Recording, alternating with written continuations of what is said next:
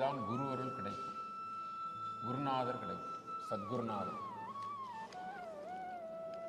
இன்றைக்கு காணிமடத்திலே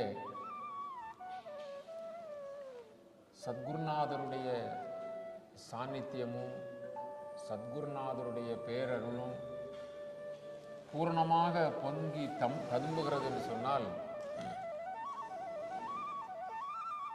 குருநாதர் மீது அசைக்க முடியாத நம்பிக்கை. குருநாதர் அவர் மீது அந்த முழுமையான நம்பிக்கையும் பூரண சரணாகதியும் எங்கு ஏற்படுகிறதோ அங்கு குருநாதருடைய அருளாட்சி நடைபெறும். அதுதான் அருளாட்சி. எப்படி ஸ்ரீ ராமச்சந்திரமூர்த்தியினுடைய